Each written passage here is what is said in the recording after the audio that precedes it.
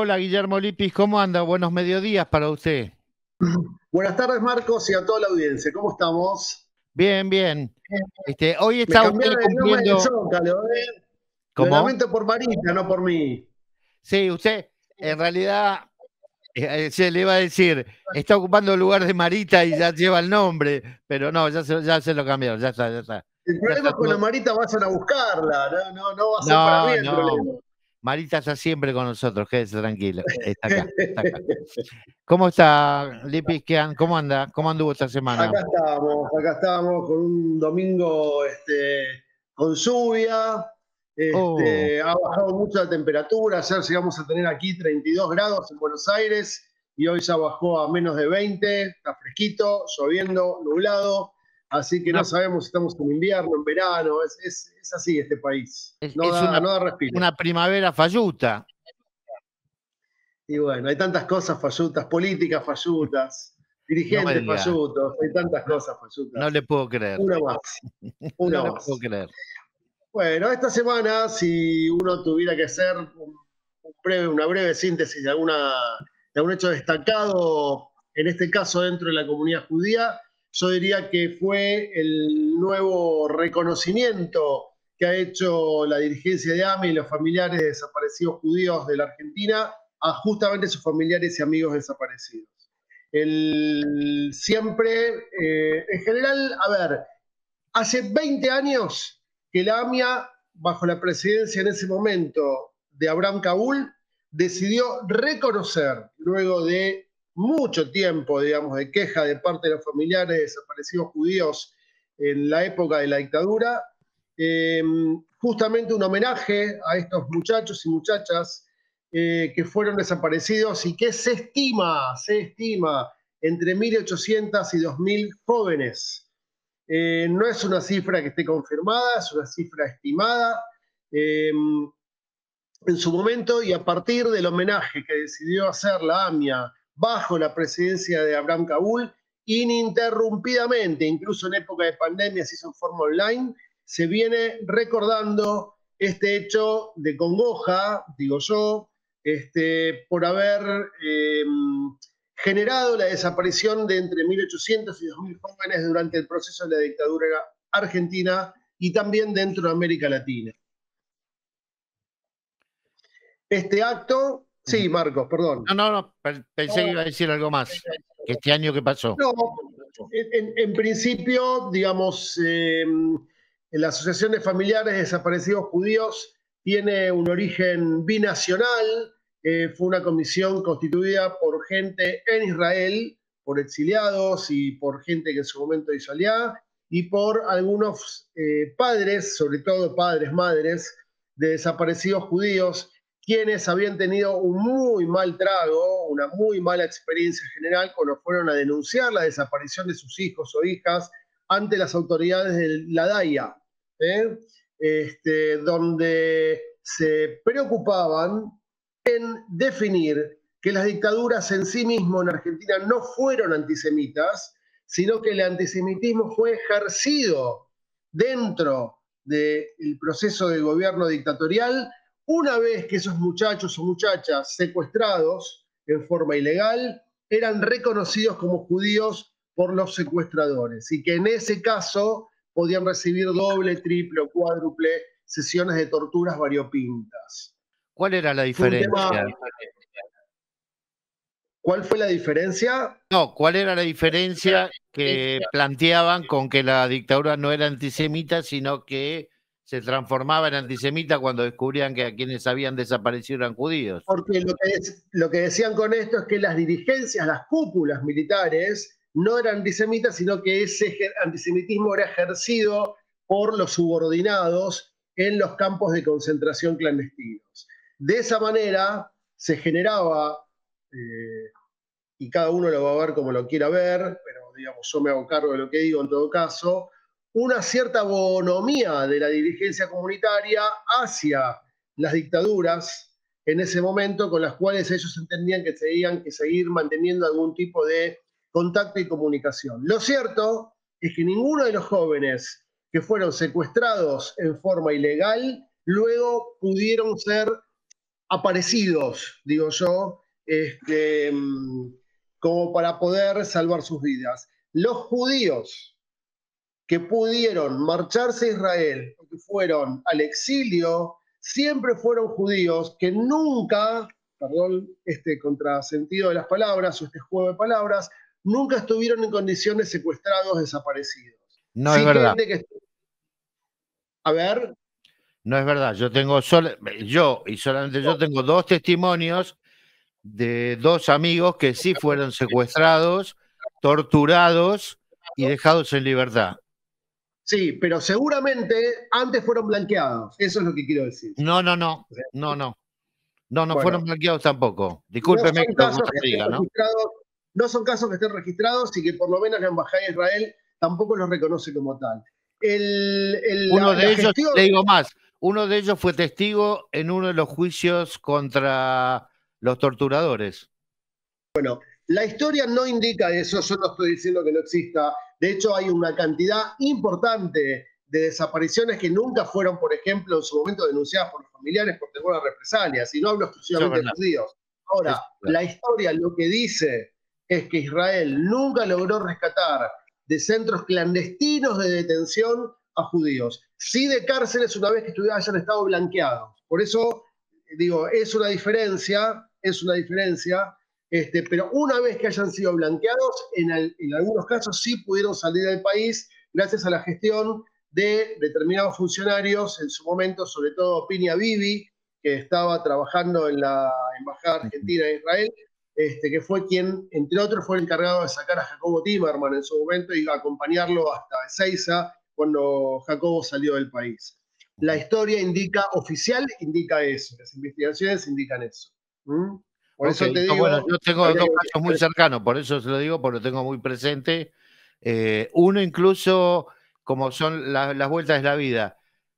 En ese momento, ambos 2 vinieron a vivir a Israel. Uno pudo salir por Uruguay, el otro por otro lado. Bueno, fueron sacados del país, pero primero fueron detenidos y torturados. Incluso uno de ellos estuvo en el pozo, déjeme recordar, donde está el puente, que abajo se hizo un lugar de memoria.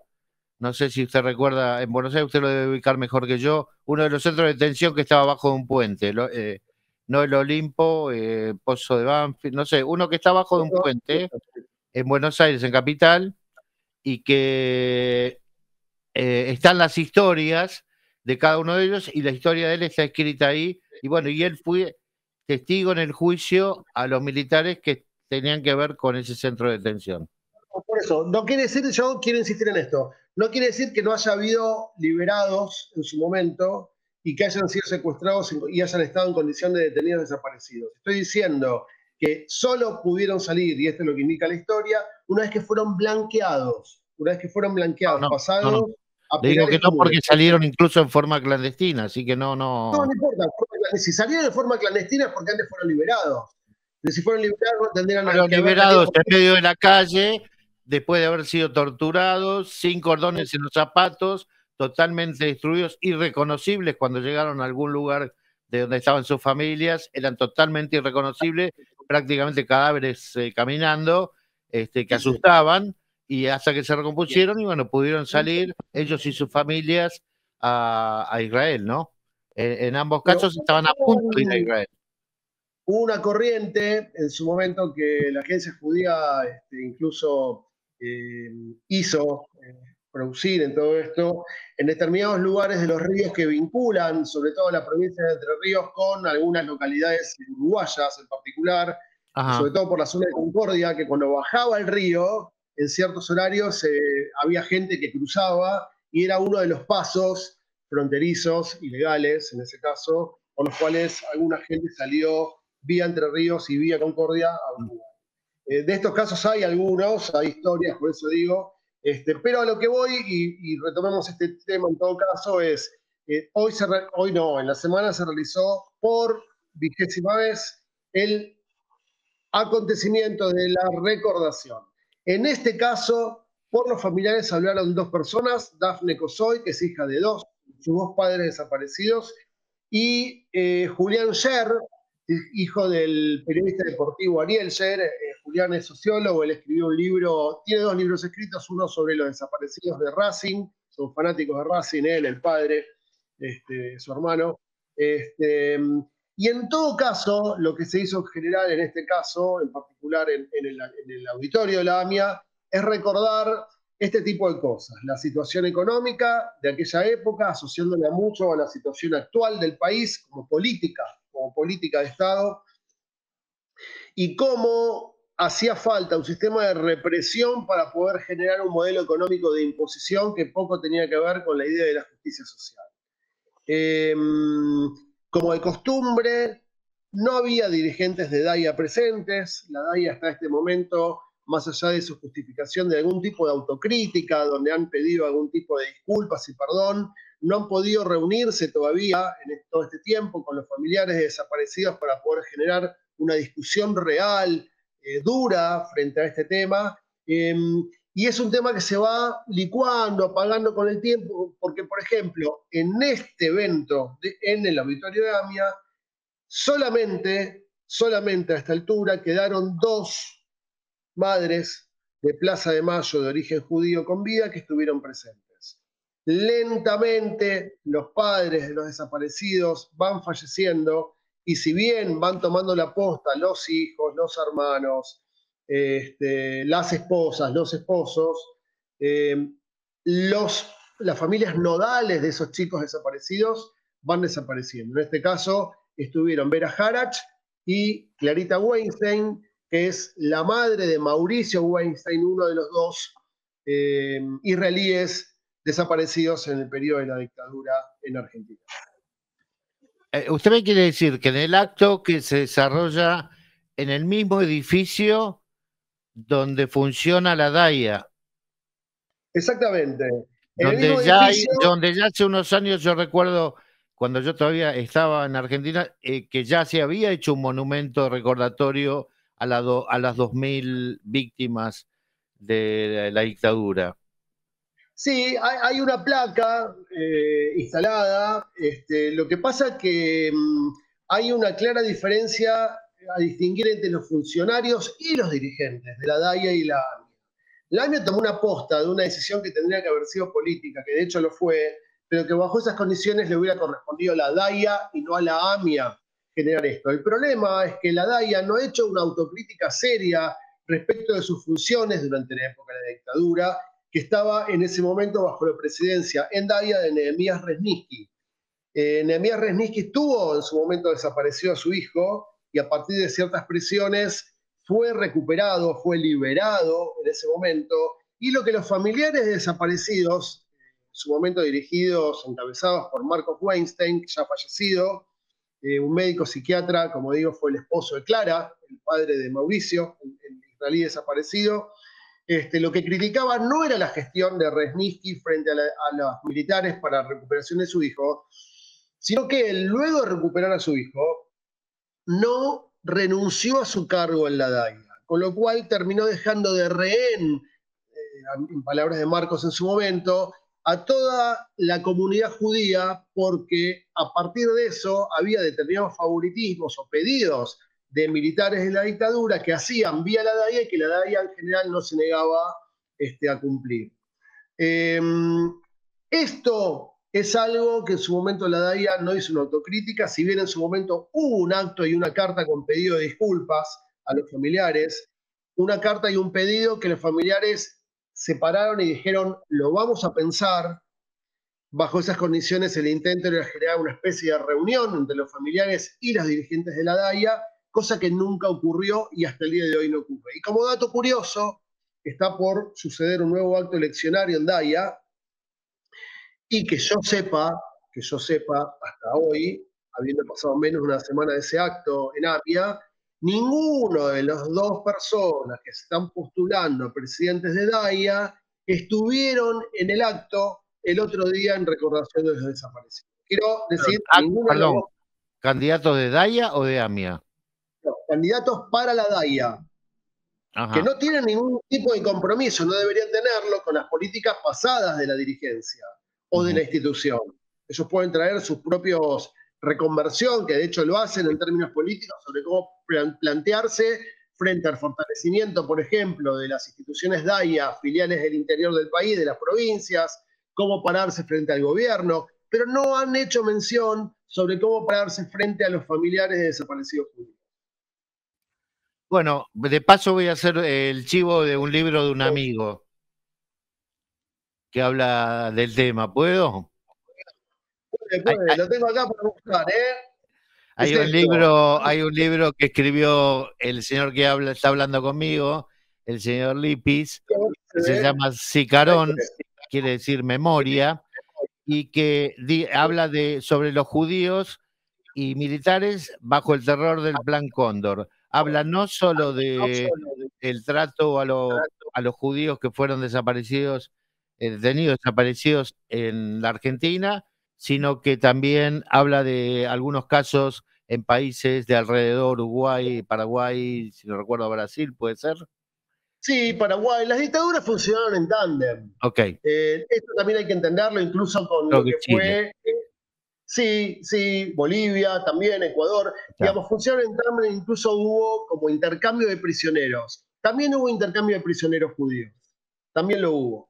El problema para terminar este libro, como fue después otros libros que aparecieron, que no son de mi autoría, sino de otros colegas, en general era cómo desbaratar esta idea de que las dictaduras no eran antisemitas. Porque hay de hecho, postulados y definiciones concretas sobre eso de Resnick y compañía, hasta que a mí el libro me llevó 5 años hacerlo, no porque no lo pudiera escribir, lo escribí después en poco tiempo, sino faltaba la documentación que pudiera contrarrestar esta idea. ¿Y dónde la encontré?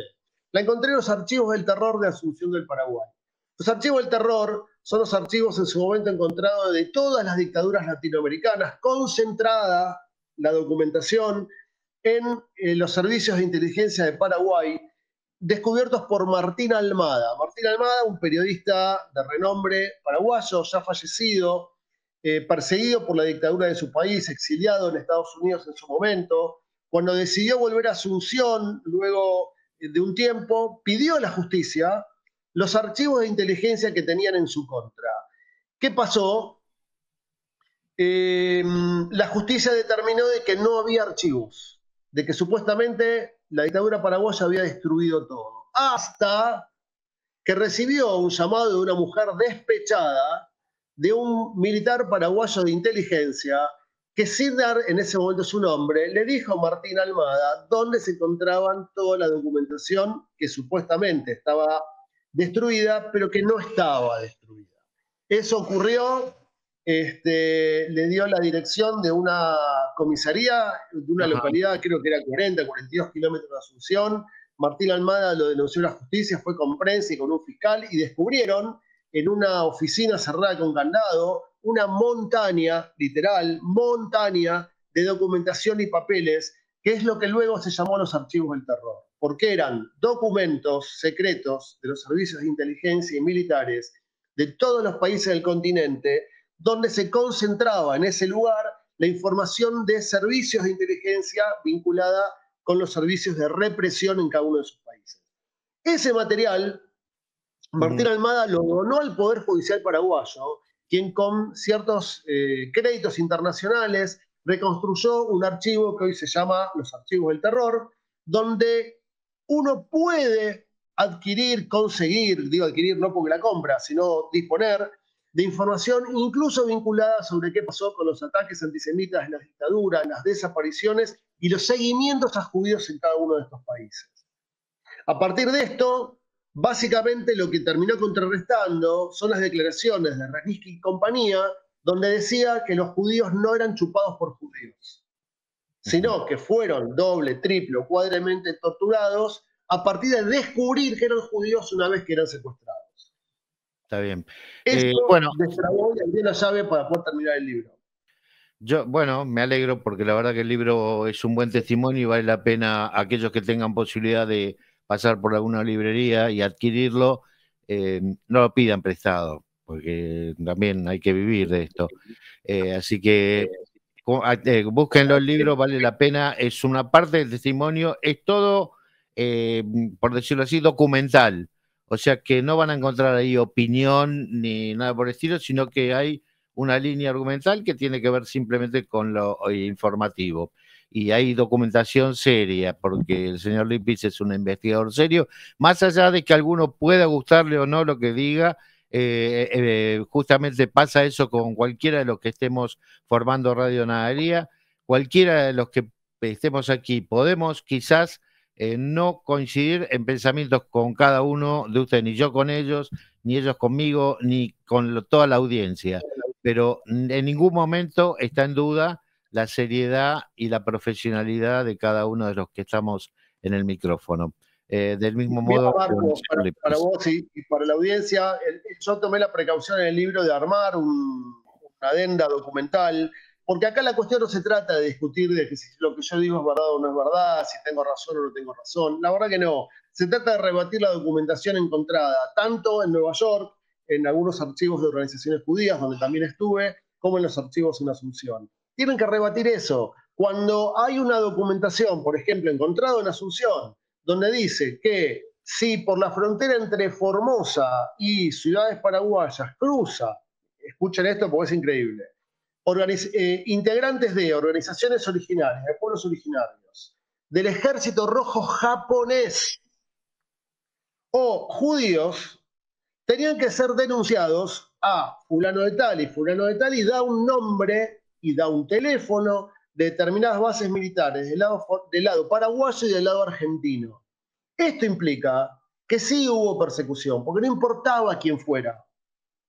No importaba quién fuera. No es que lo persiguieron a Timerman porque era Timerman. Además de eso, ocurría que si vos, Marco, yo, quien fuera, con cierto reconocimiento de identidad judía, podía ser secuestrado en ese momento sin saber qué es lo que podía pasar después. Tal vez lo liberaban, pero a priori vos tenías que hacer una denuncia a un cuartel militar, a una persona de guardia, para determinar que esa persona de origen originario, digo, indio, integrante del Ejército Rojo japonés, una locura total, o judío, podía ser en ese momento detenido.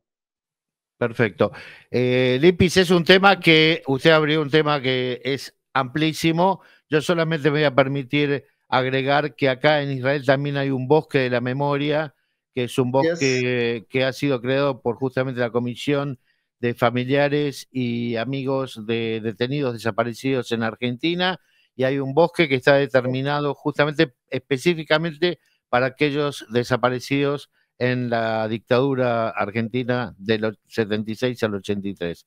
Sí. Y allí han llegado varios dirigentes argentinos, se han hecho varios actos de recomendación. Bueno, es la representación que aquí, ¿no? León Gieco, Mercedes Sosa, Víctor Heredia, Cristina Fernández de Kirchner, fue una de las políticas que vino varios políticos.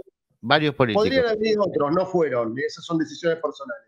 De todos modos, quiero aclarar, Marcos, que ese bosque es un bosque, el bosque de Benjamin, no es solo para desaparecidos de origen judío. Es un bosque en homenaje a los 30.000 desaparecidos, y en su momento, tanto la AMIA como los familiares han ofrecido en forma gratuita y desinteresada registrar el nombre de los familiares desaparecidos en las placas que ahí existen, y lamentablemente no todos pueden estar porque hay decisiones por desconocimiento, por decisiones de no hacerlo, o por temor a que eso tenga un costo, cosa que no lo tenía, por lo menos en su momento, para poder aparecer ahí y darle corporización a un homenaje determinado. Quien quiera, digo esto para que sepan, ya que vos, Marcos, hablaste del libro tan cortésmente, el libro es un libro del 2010, hoy puede existir en alguna librería en Buenos Aires, en la calle Corrientes, que venden libros viejos, usados, porque la verdad que la edición estaba agotada. Yo tengo algunos ejemplares, tal vez si alguien está interesado o me escribe o por medio del programa dejan algún dato y puedo contactarme como para que puedan disponer de ese material. El mail suyo, su mail. Mi mail es guillermolipis, todo junto, @gmail.com. Pueden acceder por ese mail y no dejar algún mensaje. Muy bien. Muchas gracias, Lipi. Buena semana. Bueno, que sigan muy bien. Un saludo a todos. Gracias y saludos. Que se mejore la nena. Muchas gracias. Hasta luego. Un abrazo. Chau, chau. Radio Naharía, más allá